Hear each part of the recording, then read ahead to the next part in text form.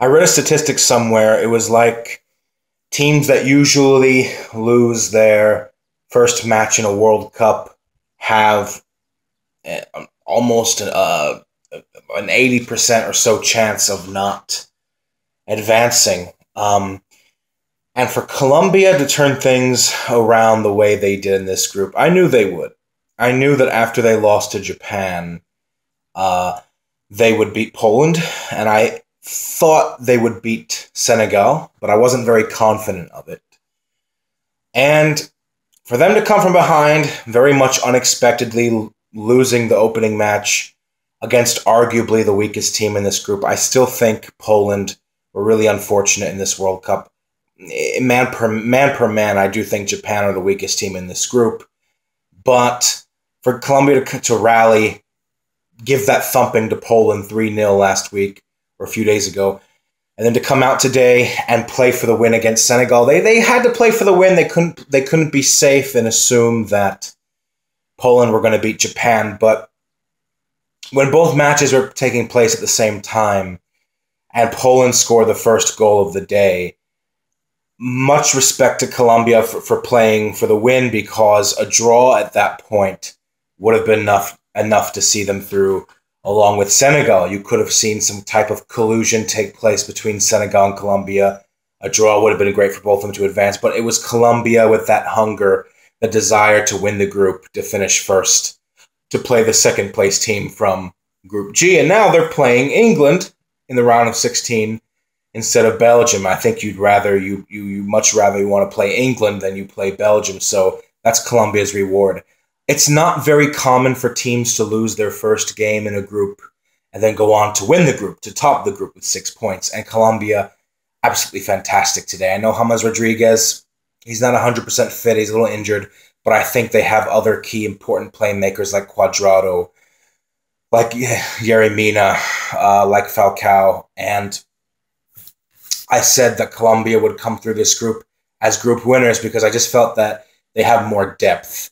James Rodriguez is still responsible for the bulk of their creativity in midfield, but I thought Colombia were the best team in this group. I still felt they were going to top the group after they lost to Japan because Senegal beating Poland and everything. And in regards to this group and making predictions for it before the World Cup, a lot of you remember, I thought Group H was one of the most difficult groups to call. And I spent a lot of time analyzing Group H. So I'm pretty happy that both teams that I picked to advance from here. Japan was very much my bold prediction in this tournament to advance past the group stage. I'm glad it paid off.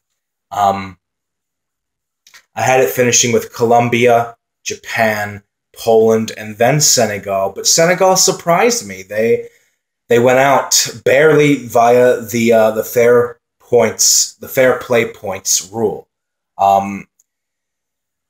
But, the whole thing with Poland, it's great that they sent off today with a consolation victory. We've been seeing a lot of teams this last week get a consolation in their final group game. Saudi Arabia won their last game.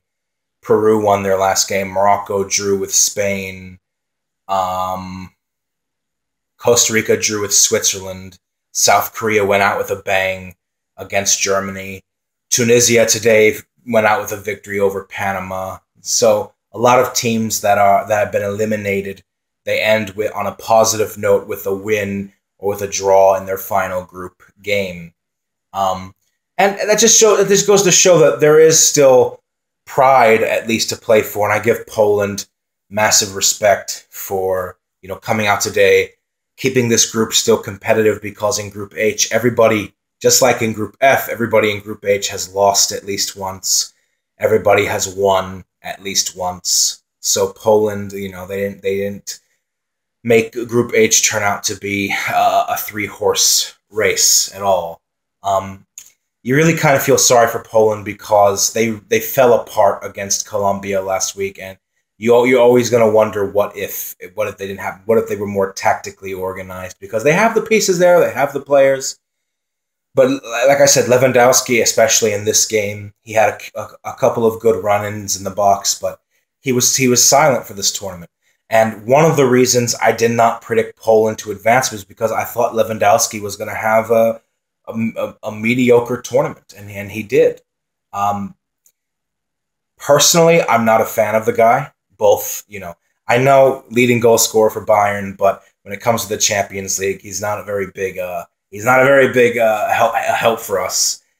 That's why a lot of the rumors of him wanting to leave Bayern thinking about selling him. Yeah, I don't want to get into it because it's too frustrating. And the bottom line is, I don't have any kind words for Robert Lewandowski. He didn't score in this tournament. That's actually surprising. I thought he would get on the score sheet, but I believe Bednarak scored off of a set piece for Poland in this game, and I give a lot of respect to Poland. I feel sorry for their fans. That when your team gets eliminated after 2 games, it's heartbreaking. My team was eliminated after 2 games, so I'm glad that Poland went out with a victory. They usually close out their games in World Cups, their last group stage games, with victories. They beat the United States 3-1 in 2002. They beat Costa Rica 2-1 in 2006. But for Poland, I think the big question in this World Cup is always going to be, what if? For Senegal's case in this match, this was a really interesting game. It had a few moments between, I'm talking about Senegal versus Colombia, where the play was a little bit quiet. It was a little bit dull, but then it really started to pick up once the game passed, say, the 20-25 minute mark. Senegal made it very difficult for Colombia. A lot of decent chances came Senegal's way as well. But in this match, it was very grinding, I felt. There was no one side, in my opinion, that was really dominating this game. Both teams did an excellent job of canceling each other out. But I just think that what got Colombia through at the end of the day was just that extra bit of quality, and also because tournament experience. Senegal defied my own expectations. I thought they were going to finish bottom of this group with just 1 point. But they went out just because of the fact they conceded more yellow cards than Japan did, and that's the slimmest of margins to be eliminated by. It sucks. It really does suck from Senegal's perspective, because I really was impressed with Aliou Cissé, the Senegalese manager, the young guy. He's really been Africa's best manager at this World Cup, and Senegal has been Africa's best team at this World Cup. And for them to go out the way they did, it's unfortunate. It's unlucky. Do I think it's fair? I would say yes, because if 2 teams or 3 teams or any number of teams finish with an identical record, equal on points, goal difference, goals scored, head-to-head, it only makes sense to use something like fair play points, because fair play points is still a reflection of a team's performance on the field. And I support the fair play points rule because it discourages players from playing dirty, from playing nefariously. I'm not saying Senegal was a dirty team. I'm saying that it discourages foul play. But Senegal were a very exciting team to watch. I loved how they came out and did what they did against Poland a week or so ago. They're the first country in World Cup history to be eliminated via the fair points play rule. But I think they have a lot to be proud about. And I hope Aliou Cissé stays with them. I think he's been their best manager at this World Cup, and he's a good role model. He's a good example for minority managers in the World Cup, especially African managers. He's a good, I think, role model for that. Perhaps Have Hope Football Hut is right. Maybe Africa should start seeking more homegrown managers, people that are more familiar with their national team. Who knows? But for Senegal, it's a rough way to go out. That's a rough way to go out. Is it unfair? I don't think it's unfair, but it's unfortunate. From Japan's perspective, Japan, huge credit. I felt Japan was going to have a better World Cup this time around. Did not have them beating Colombia, actually. I did not think... I thought they were going to finish on 4 points, but this was my specific prediction. I thought they would lose to Colombia, draw with Senegal, and beat Poland. But it was the other way around, where they still drew with Senegal. 2 months before the World Cup started, Japan fired their Bosnian Herzegovinian manager, Vahid Halilhodzic, and it was such a tumultuous situation within the JFA, the Japanese Football Association. They fired him, I think, like on April 12th or something. They brought in an insider named Akira Nishino, and he picked a somewhat older team to bring to this tournament, relying on Japan's veteranship and sort of the old guard. And he didn't really have very much time to prepare Japan for the World Cup. Again, and the way Vahid Halilhodzic was sacked was in a very unceremonious manner. There was a whole controversy with him suing the Japanese Football Association, I believe. Correct me if I'm wrong. So Japan entered this tournament on pretty ugly terms, a lot of uncertainty, low expectations from the fans, really poor in their recent friendlies coming into this tournament. But what this guy did, what he managed to do in such a short period of time, I think it's really admirable. And Japan, they gave Japanese football fans, who I know it's a growing game in Japan, just like it is a growing game in the US. They gave them something to smile about, because I think that after the disappointment of 2014, getting eliminated against Colombia in that 4-1 drubbing 4 years ago, coming out this time, getting revenge against the South Americans, becoming the first ever Asian team to actually beat a South American team in a World Cup. It's just a great story for Japan. And this guy, this manager, Akira Nishino, he was the manager of the under-23 Japan national team back in 1996 in the Olympics held in the United States. And he was part of that famous 1-0 victory for Japan over Brazil, which has been which is known as the Miracle of Miami.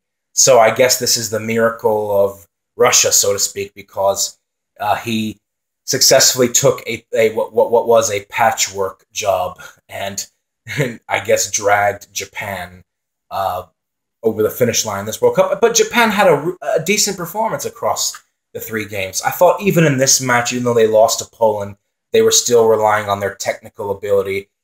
The fact they score on a set piece is forgivable because they're not really good at set pieces. Asian teams don't really do a decent job of defending set pieces. I think we know why, because of the physical stature, and there's not much you can do about that. But Japan, they play a very fluid passing type of game. They were fun to watch in the match against Senegal. They were outstanding in the second half against Colombia in their first game a week or so ago. Even in this match, they were decent. They had a few good opportunities to take the lead. So it was good to see, Keisuke Honda, Yuyo Osako, Nagatomo, Inui get on the score sheet as well. I'm interested to see what Ideguchi does. I don't know. I think Ideguchi, he scored one of Japan's goals in qualifying against Australia that sealed Japan's qualification for the 2018 World Cup. Japan is really up against it because they played Belgium in the round of 16. It's a game that they should lose. It's a game that they should lose by a considerable margin. But I hope they put in a good performance. I hope they do. And look, everything else is a bonus for them, because considering the terms they entered this tournament under, getting to the round of 16, it's a good accomplishment for Japan. They've continued the every other year thing for them. Advance, not advance. Advance, not advance. And I just had a feeling Japan was going to get through this group. So this is definitely one of my more prouder predictions. And then Colombia, they play England. They can win that match. I would say Colombia versus England in the round of 16 is a coin toss. I would actually even lean it slightly in Colombia's favor because I just think they have more key playmakers than England does. I would say a 55% Colombia, 45 England. Or maybe even 60 Colombia, 40 England, because I think it's a coin toss. And if James comes back in and he's fit enough, I think it's even more heavily skewed in Colombia's favor. I just think all around Colombia is a better team quality wise. than England are. Even though England have been decent in this World Cup, they've just come up against teams like Tunisia and Panama, and I'm not really sure that they've really been tested. They came up against Belgium today, but it was a Belgian B team. I'll make that in another video when I respond to Group G, but this is Group H. A really sad statistic, though, for Senegal and for Africa as a whole is that for the first time since 1982, there will be no African team in the group stages of the World Cup that advance past the group stages of a World Cup. Morocco, Tunisia, Nigeria, Egypt, and Senegal have all been out. It's unfortunate because from 1982 until 2010, it was always exactly one African team would advance. Well, since 1986. It was Morocco, then it was Cameroon. But Morocco in 1986, Cameroon in 1990, Nigeria in both 1994 and 1998, Senegal in 2002, Ghana in both 2006 and 2010. And then in 2014, it was a high moment for Africa where they sent 2 teams to the round of 16 for the first time. So it was always 1-1-1-1-1-1-1-1. And then last time in Brazil, they sent 2 teams, and it was Nigeria and Algeria. And now to go from that consistency to a new high, now to a new low, with 0 teams for the first time since Spain 1982, it's tragic because you kind of want to see at least 1 team from each confederation get through. And African football is loaded with talent. It is the most underachieving confederation in the world, in my opinion, and it's really sad to see that nobody made it through this time. I hope that 2022 is another good year for African football in the World Cup. Is it a setback for African football? I would say maybe not necessarily. I think I want to make a separate video explaining my own opinion on Africa not sending any teams to the round of 16, if it is a setback or if we're making a big mistake by reading too much into it, because I'm leaning towards the latter. I think we're reading too much into it because you have to put things into context of the results in this tournament, but that's for another video. In the meantime, congratulations to Colombia and Japan for advancing. Colombia advancing for a 2nd World Cup in a row, Japan returning to the knockout phases for the first time since 2010. Hard luck for Senegal, and for Poland, really disappointing, but at least you went out with somewhat of a condolence prize.